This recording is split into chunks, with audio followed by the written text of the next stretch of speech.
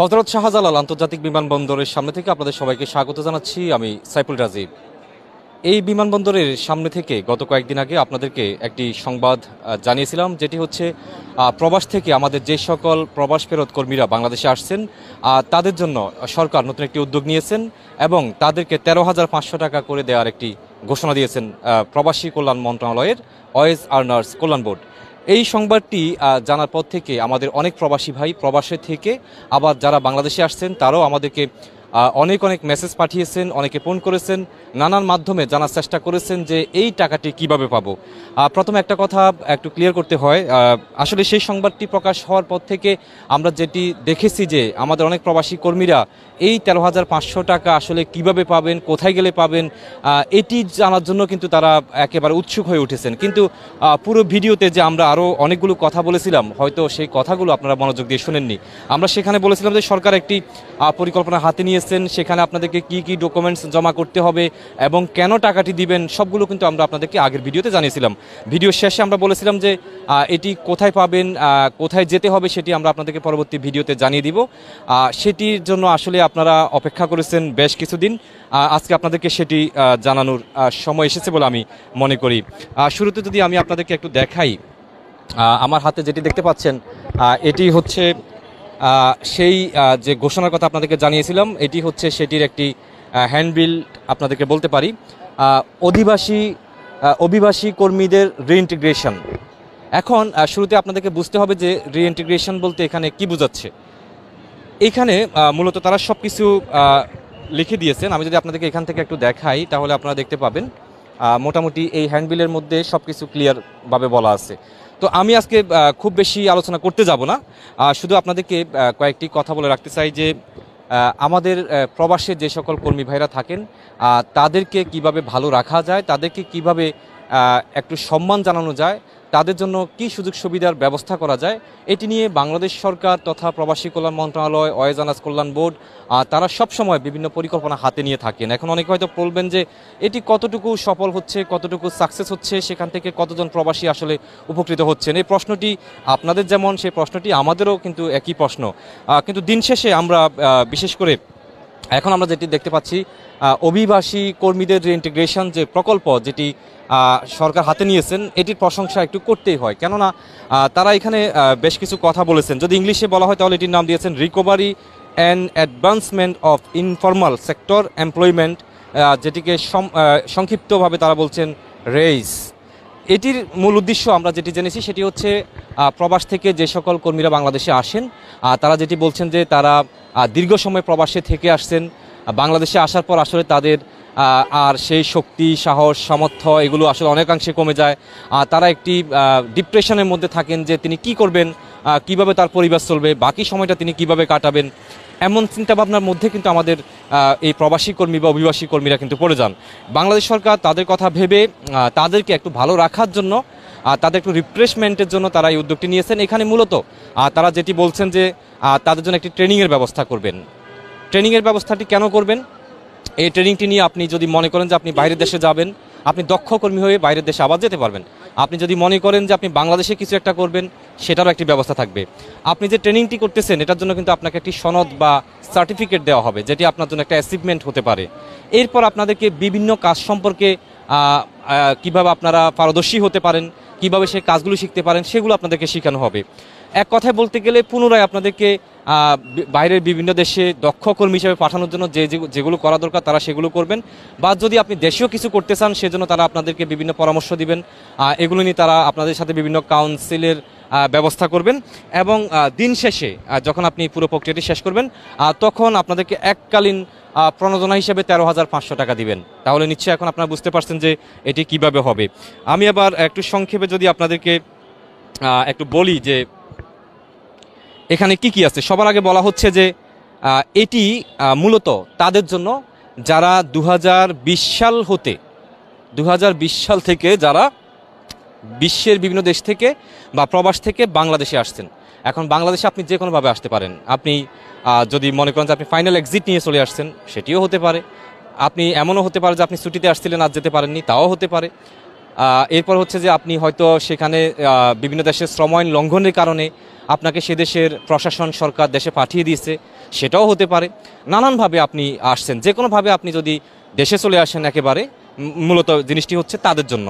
তবে আমরা এখানে যেটি দেখতে পাচ্ছি বিশেষ করে 2020 সালে যে করোনার একটি প্রভাব বা বিস্তার যেটি আমরা দেখেছি, করোনাকালীন সময় আমাদের অনেক কর্মী বিশ্বের বিভিন্ন দেশে তাদের কর্মসংস্থানটি হারিয়েছেন, বাধ্য হয়ে তিনি দেশে আসতেন না, কিন্তু এই করোনার কারণে তিনি চাকরিচ্যুত হয়ে দেশে আসছেন। বিশেষ করে তাদেরকে এখানে বেশি প্রায়োরিটি দেওয়া হচ্ছে।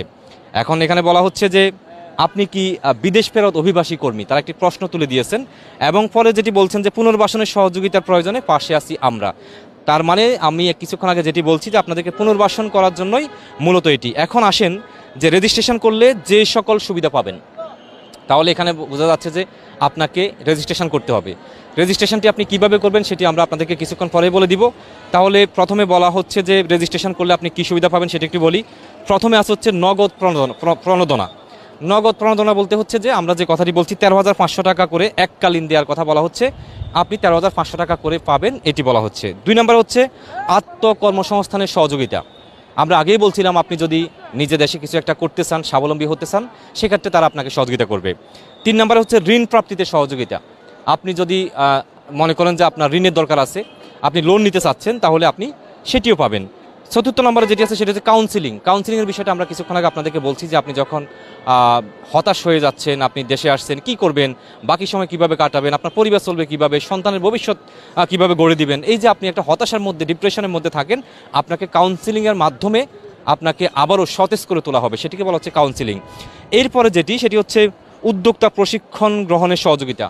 উদ্যোক্তা এবং হচ্ছে স্বাবলম্বী হওয়া বিষয়টা আমরা একইভাবে দেখতেছি। আপনি নিজে উদ্যোক্তা হতে পারেন, নিজের কাজ করে সেখানে আরও অনেকজনকে কাজ দিতে পারেন, সেটি বলা হচ্ছে। দক্ষতার সনদ প্রদান। আমরা আগে বলছি যে আপনি যখন এই ট্রেনিংটি নেবেন, আপনাকে একটা দক্ষতার সনদ মানে সার্টিফিকেট দেওয়া হবে। এরপর হচ্ছে কারিগরি প্রশিক্ষণ গ্রহণের সহযোগিতা। এই কাউন্সিলিং বা এখানে রেজিস্ট্রেশন করার পরে তারা যদি মনে করে যে আপনাকে আরও ভালো জায়গায় পাঠানো দরকার, যেখানে গেলে আপনি ভালো কাজ শিখতে পারবেন, তারা আপনাকে সেখানে সেই ট্রেনিংটি নেওয়ার জন্য সহযোগিতা করবেন। এবং সর্বশেষ যেটি দেখতে পাচ্ছি সেটা হচ্ছে কল্যাণমূলক অন্যান্য সহযোগিতা। এটি আসলে যদি আপনি আরও আনুষঙ্গিক কোনো সহযোগিতা আপনার প্রয়োজন হয় বা তারা সহযোগিতা করতে পারবেন বলে মনে করেন, তাহলে সেটি করবে। এবার বলা হচ্ছে যে প্রক্রিয়া রেজিস্ট্রেশন করতে হবে, রেজিস্ট্রেশনটি আপনি কোথায় করবেন, এখন সেই প্রশ্নটি আসলো। ওয়েলফেয়ার সেন্টারে এসে রেজিস্ট্রেশন করতে হবে। এখন ওয়েলফেয়ার সেন্টারটি মূলত কি? প্রবাসী কল্যাণ মন্ত্রণালয় এবং ওয়েজানাস কল্যাণ বোর্ড প্রবাসীদের কল্যাণে বাংলাদেশের বিভিন্ন জেলায় এখন পর্যন্ত আমরা যেটি জেনেছি খুব সম্ভবত 30টি কিংবা 40টি ওয়েলফেয়ার সেন্টার আছে। বাংলাদেশের 64টি জেলা থাকলেও বর্তমানে ওয়েলফেয়ার সেন্টারের সংখ্যা হচ্ছে খুব সম্ভবত 30 থেকে 40টি। যা এখন হচ্ছে ঢাকা, গাজীপুর, নারায়ণগঞ্জ সব কিছুর জন্য ঢাকাতে একটা, যেমন হচ্ছে নোয়াখালী, চাঁদপুর, কুমিল্লার জন্য হতে পারে কুমিল্লাতে একটা, এভাবে করে 64টি জেলার জন্য হচ্ছে 30 থেকে 40টি হচ্ছে ওয়েলফেয়ার সেন্টার। আপনারা আপনাদের নিজ নিজ জেলাতে যদি খোঁজ নেন, বিশেষ করে জেলা জনশক্তি প্রশিক্ষণ কেন্দ্র বিএমইটি যে অফিস যেটাকে বলে, সেখানে গিয়ে যদি জিজ্ঞেস করেন যে ওয়েলফেয়ার সেন্টারটি আসলে কোথায়, তারা আপনাদেরকে বলে দিবে। এটি ক্লিয়ার হয়ে গেল। এছাড়া হচ্ছে স্পট রেজিস্ট্রেশন ক্যাম্পেইন। আমরা যে আপনাদেরকে এই খবরটি জানাচ্ছি, এটি তারা ঢালাওভাবে অনলাইনে, পত্রপত্রিকায়, টেলিভিশন চ্যানেলের মাধ্যমে বিভিন্নভাবে বিভিন্ন জেলাতে গিয়ে তারা ক্যাম্পেইন করবে যে প্রবাস ফেরত কর্মী কারা আছেন। আপনাদেরকে মাইকিংয়ের মাধ্যমে বা ক্যাম্পেইনের মাধ্যমে জানানো হবে যে আপনি এই ডকুমেন্টসগুলো নিয়ে এখানে চলে আসেন, এখানে গিয়ে আপনি সেটি করতে পারবেন। এবার হচ্ছে যে এই রেজিস্ট্রেশন করতে গেলে আপনার কি কি ডকুমেন্টস লাগবে। এখানে বলা হচ্ছে যে ইমিগ্রেশন ক্লিয়ারেন্স সহ পাসপোর্ট অথবা বিমান টিকিট অথবা দূতাবাস কর্তৃক আউটপাস অথবা অন্য কোনো প্রমাণক, সাথে 2 কপি রঙিন ছবি, এনআইডি, জন্ম নিবন্ধন সনদ যদি থাকে। এটি একটু ক্লিয়ার করতে চাই। আপনি যদি প্রবাস ফেরত কর্মী হয়ে থাকেন, তাহলে আপনি যে বিদেশ থেকে আসছেন, অবশ্যই আপনার কাছে পাসপোর্ট থাকবে। সেই পাসপোর্টের মধ্যে আপনার এক্সিট বা দেশে যে আপনি অ্যারাইভাল হয়েছেন সেটির একটি সিল থাকবে, একই সাথে বিমানের টিকিট থাকবে, এটি দিয়ে আপনি করতে পারেন। অথবা যারা হয়তো জেল হয়ে আসছেন বা অন্য কোনো মাধ্যমে আসছেন, আপনাদের কাছে একটি দূতাবাসের আউটপাস থাকে, সেই আউটপাসটি দিয়েও আপনি রেজিস্ট্রেশনটি করতে পারবেন। তবে এখানে তারা আরেকটি কথা বলছে, যদি কোনো কারণে আপনার কাছে পাসপোর্ট না থাকে, টিকিট না থাকে, আউটপাস না থাকে, অন্য কোনো প্রমাণক মানে হচ্ছে যে কোনো জিনিস দিয়ে আপনাকে প্রমাণ করতে হবে যে আপনি প্রবাসে ছিলেন, প্রবাসী কর্মী, কোনো না কোনো কারণে আপনি দেশে চলে আসছেন, এটি দিয়েও যদি আপনি প্রমাণ করতে পারেন তাহলেও কিন্তু হবে। এরপরে হচ্ছে সাথে 2 কপি রঙিন ছবি থাকতে হবে। যদি আপনার এনআইডি, জন্ম নিবন্ধন সনদ যদি থাকে, তাহলে সেটি আপনি নিয়ে যাবেন। তবে এটি বলা হচ্ছে যদি থাকে। এরপর আমরা যেটি দেখতে পাচ্ছি অভিবাসী অধ্যাসিত উপজেলা স্পটে রেজিস্ট্রেশনের স্থান, তারিখ, সময় স্থানীয় গণমাধ্যম, সোশ্যাল মিডিয়া, স্থানীয় পর্যায়ে ব্যাপক প্রচারণার মাধ্যমে অবহিত করা হবে।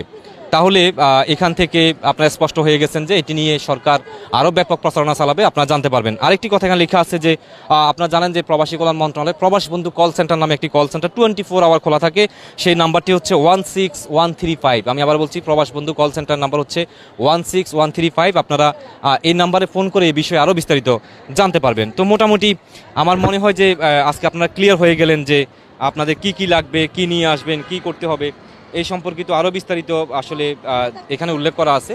তবে আমি মনে করি আপনাদেরকে যেটি বলেছি এর থেকে হয়তো আর বেশি কিছু লাগবে না। এবার আমরা একটু এটা একটু নেবেন, এবার আমরা একটু সমীকরণটা একটু মিলাতে চাই যে এখন হয়তো অনেকের প্রশ্ন আসতে পারে যে এটি প্রবাসীদের কল্যাণে কতটুকু সহায়ক হবে। আমরা যে আপনাদেরকে খবরটি জানাচ্ছি, প্রথমে বলবো সরকার যে প্রবাসীদের জন্য উদ্যোগটি নিয়েছেন সেটি নিঃসন্দেহে প্রশংসনীয়। এটার প্রশংসা আমাদেরকে করতেই হবে। আমরা আরও বেশি প্রশংসা করতে পারবো যখন তাদের এই উদ্যোগটি তারা সফলভাবে বাস্তবায়ন করতে পারবেন, তখন আমরা সেটির প্রশংসাও করতে পারবো। এখন আপনারা প্রশ্ন করতে পারেন যে আমি এতগুলো ডকুমেন্টস দিয়ে যে এটা করবো, এখানে আমার লাভটা কি?